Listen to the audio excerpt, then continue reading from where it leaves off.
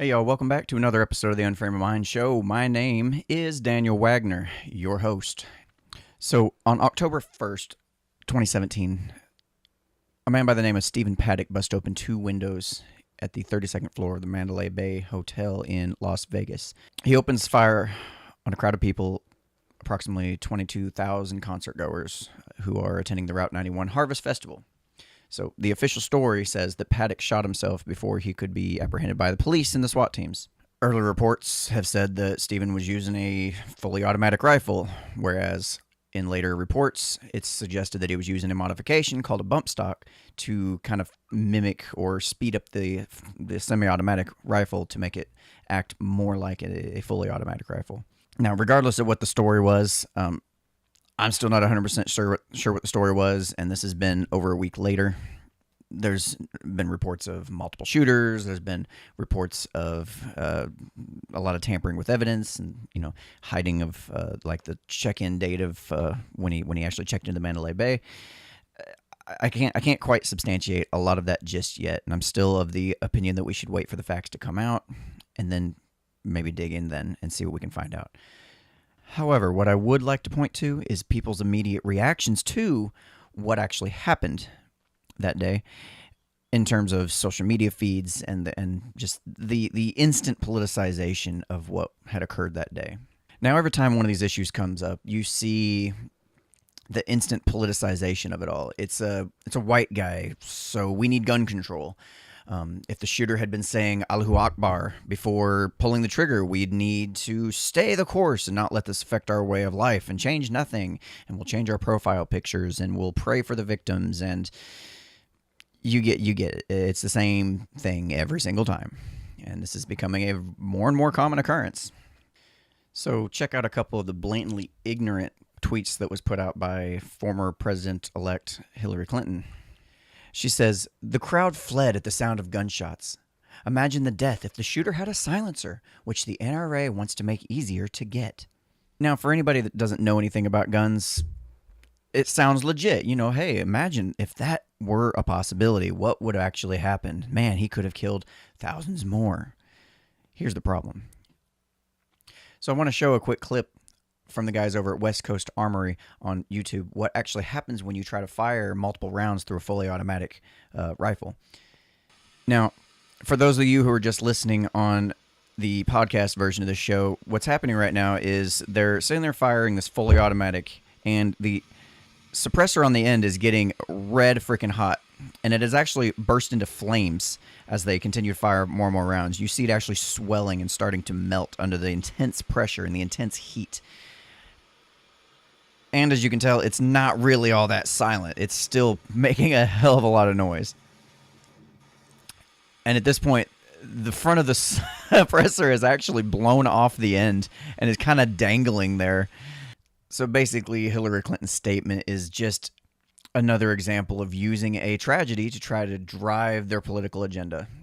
So this next comment from Hillary says, "Our grief isn't enough. We can and must put politics aside." That's a great idea, Hillary Clinton. Let's put politics aside. She goes on after a comma saying, "Stand up to the NRA." Wait a minute, Hillary. Didn't you just say just on the other side of the comma that we should set politics aside? I don't think that means what you think it means. So we can and must put politics aside, comma.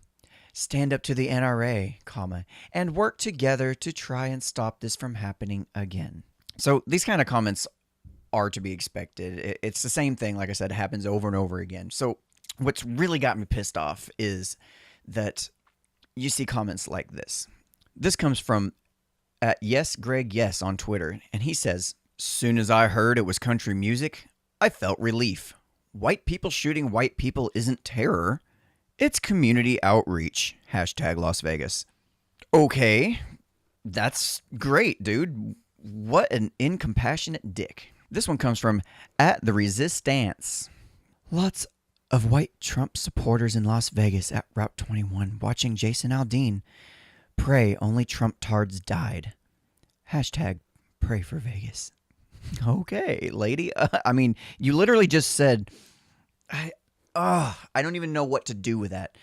I like, what level of stupidity do you have to be at to be able to even think that that's an okay and acceptable thing? Fortunately, this particular tweet has gone viral. It has been spread like wildfire through the interwebs, and people are pissed off. And this is an actual, I believe it is a teacher. That's great. Let's have people like this educating our students. This one comes from Halloween Baby at love_conquers22. LOL, I'm sorry, but I don't give a fuck about those Trump supporters who got shot. Less racists in the world. Hashtag Vegas shooting. Oh, that's such a sweet sentiment, Halloween Baby. It's making I've already read these ahead of time. I've already had a chance to kind of take this in. It's still just reading them now. I'm just like, what the fuck? So this one comes from Crazy Cat Lady X3 at Vicky's daughter. I have never prayed for someone's death. I find myself praying to wake up and hear that all elected Republicans, Trump and family, and supporters died. You know those are people too, right? I mean, you want to keep hearing about all this divisive language of the right, Trump's divisive language.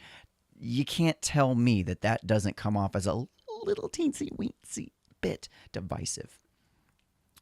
Anyway, these were just a few of the examples that I found. There's plenty to go around.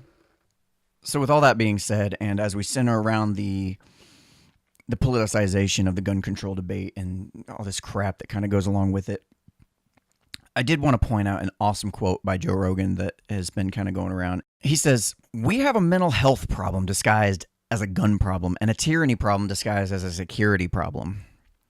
This is fantastic. This is exactly where I think if people would focus their attentions on, they would understand that this isn't a gun problem.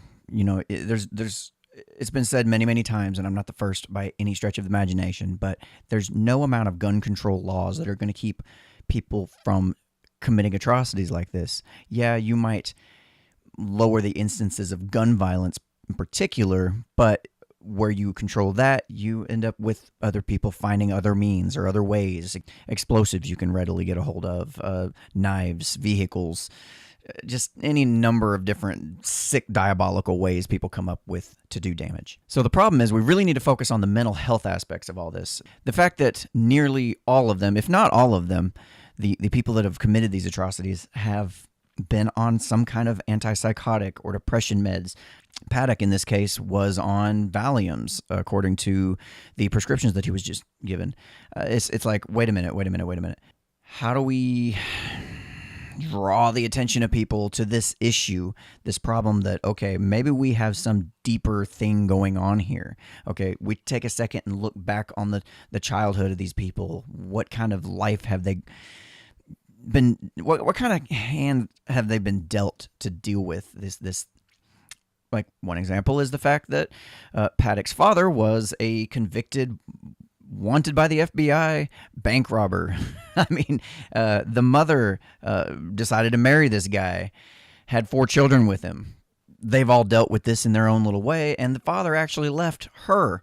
So she's the kind of woman that is willing to have sex with a psychopath, convicted bank robber, the kind of guy that would perform this kind of risky behavior.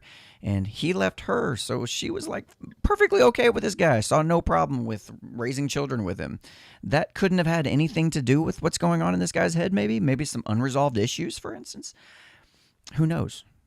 But if we don't look at those particular issues, if we just continue to look at the actual, like, tool that he used to carry out his vile acts, yeah, I guess maybe we'll never solve the problem.